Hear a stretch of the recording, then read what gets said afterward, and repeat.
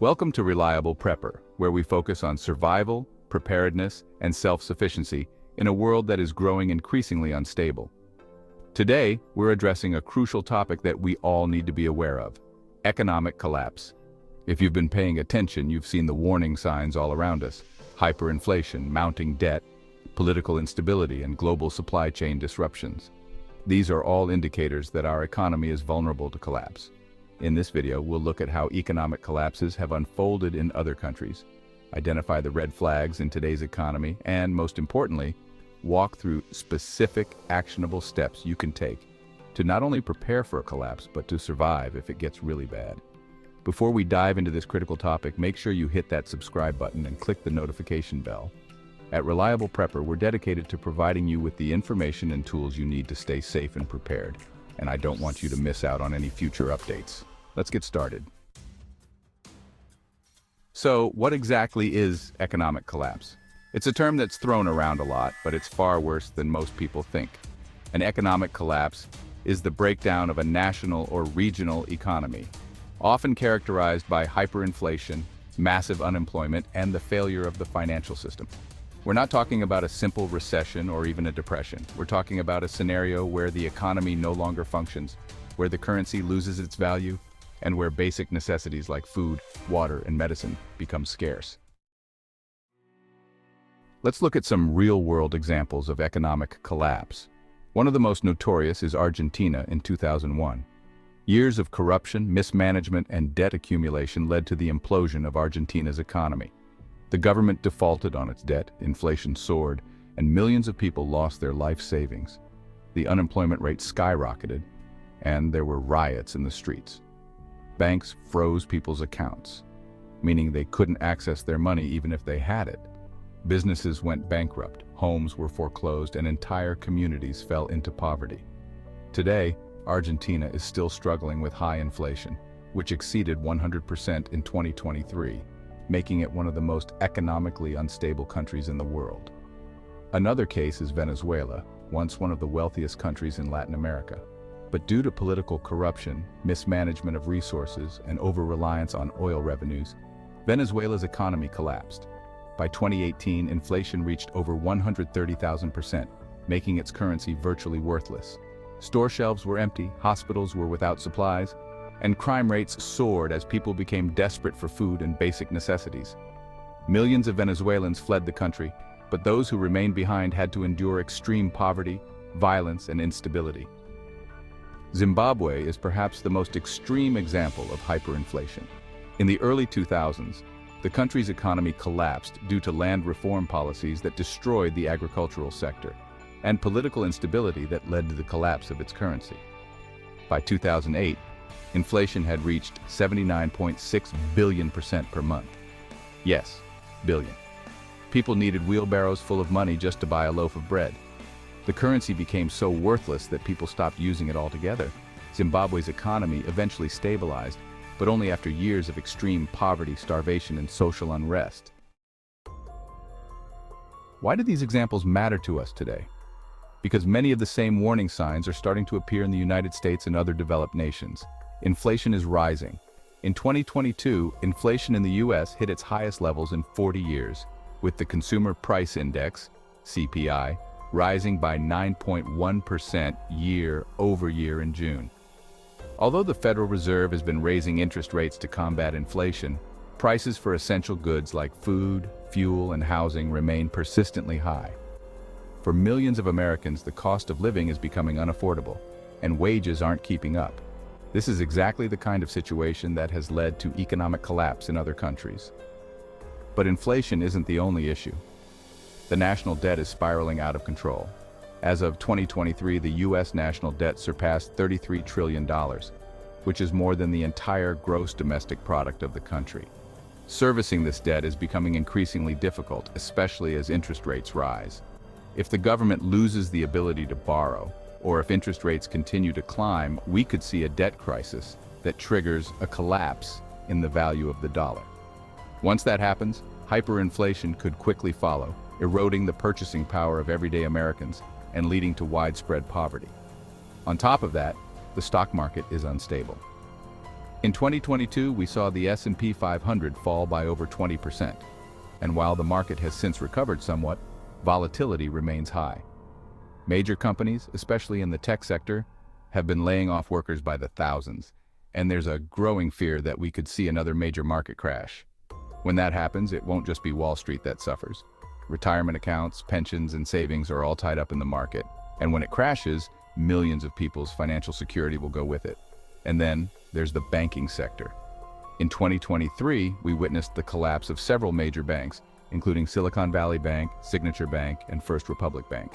These weren't small regional institutions. They were major banks with billions of dollars in assets, and their collapse sent shockwaves through the financial system. If more banks start to fail, we could see a repeat of the 2008 financial crisis.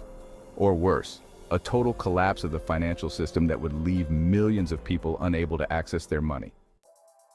So how can we prepare for this? The first and most important step is to build up your supplies of food and water. During an economic collapse, the supply chain breaks down, and grocery store shelves can empty out in a matter of days. You need to have at least a year's worth of food stored up. Start with non-perishable items like rice, beans, canned goods, and freeze-dried foods. But don't stop there. Stockpiling food is only the first step. You also need the ability to produce your own food.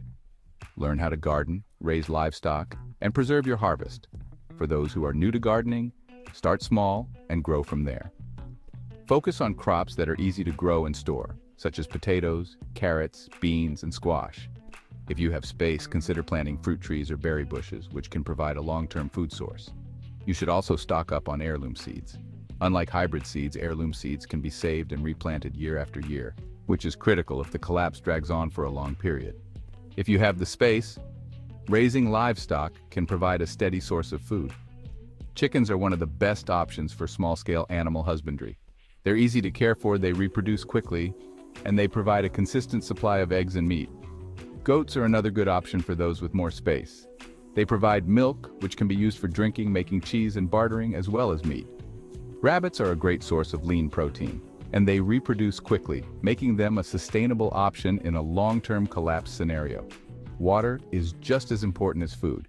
You need a reliable source of clean water. That might mean installing a well on your property or setting up a rainwater collection system. If you have access to a nearby river, lake, or stream, you'll need to invest in a high-quality water filtration system such as a Berkey filter that can remove bacteria, viruses, and other contaminants. You should also have water purification tablets or a supply of bleach on hand to purify water in an emergency. But what if the collapse goes beyond just the loss of jobs and currency devaluation? What if it leads to a breakdown in law and order? This is where security becomes critical. During an economic collapse, crime rates tend to skyrocket as people become desperate. You need to be prepared to defend your home and your family.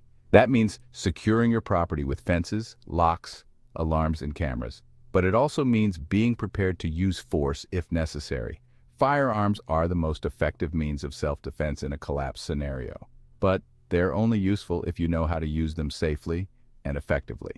If you haven't already, consider taking a firearms safety course and spending time at the range to hone your skills.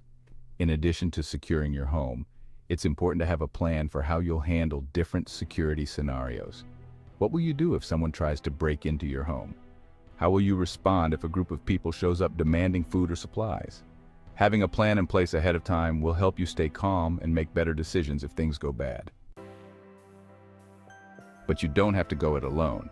In fact, one of the most effective ways to protect yourself during an economic collapse is to form a mutual assistance group with your neighbors. A mutual assistance group is a small network of people who pool their resources and skills to help each other survive during a crisis. By working together, you can share the burden of food production, security, and other essential tasks. You can also provide emotional support to each other, which is critical during a prolonged collapse. Another area of preparedness that is often overlooked is energy. If the power grid goes down, you're going to need alternative sources of energy to cook food, heat your home, and power essential devices. Solar panels are a great option, as they allow you to generate electricity even when the grid is down. Portable solar chargers can also be used to power smaller devices like phones and radios. If you live in an area with consistent wind, a small wind turbine could be another good option for generating power. And don't forget about traditional methods of generating heat and cooking food such as wood stoves and propane heaters. Stock up on firewood, propane, and other fuels to ensure you have a reliable source of energy during a collapse. Let's also talk about what your life might look like post-collapse. In the aftermath of an economic collapse, money may no longer be worth anything. That's why it's important to have alternative forms of currency on hand, such as gold and silver. Precious metals have historically retained their value even during periods of extreme economic instability, and they can be used to barter for goods and services. But precious metals aren't the only option. Barter items like alcohol, tobacco, and hygiene products can also be valuable commodities during a collapse. Stock up on these items now while they're still readily available. But perhaps the most valuable commodity in a post-collapse world is skills. If the economy collapses, people will need to rely on each other more than ever. Skills that are in demand, such as gardening, carpentry, blacksmithing, and medical knowledge, will be essential for survival. If you don't already have a trade or skill that you can use to barter for goods and services, now is the time to start learning. Take classes, watch tutorials, and practice your skills so that you're prepared when the time comes. Finally, let's talk about mental and emotional preparedness. Surviving an economic collapse isn't just about having the right supplies. It's about having the right mindset. You need to be able to adapt to changing circumstances, stay calm in the face of adversity, and make smart decisions under pressure. This means having a plan, but also being flexible enough to adjust that plan as necessary. It also means taking care of your mental health, staying connected with your loved ones, finding ways to stay positive, and maintaining a sense of purpose. If you're isolated and alone during a collapse, it's easy to become overwhelmed by the situation. That's why it's so important to build a support network now. Surround yourself with like-minded people who share your values and your commitment to preparedness. Talk to your family and friends about your plans and encourage them to start preparing as well. The more people who are prepared, the stronger your community will be, and the better off you'll all be when the time comes. As we wrap up this video, let's recap the key points. Economic collapse is not just a distant possibility, it's something that has happened before in other countries, and could very well happen here. Inflation, debt, and instability in the financial system are all contributing to a growing sense of unease. But as preppers, we have the power to take control of our own destiny.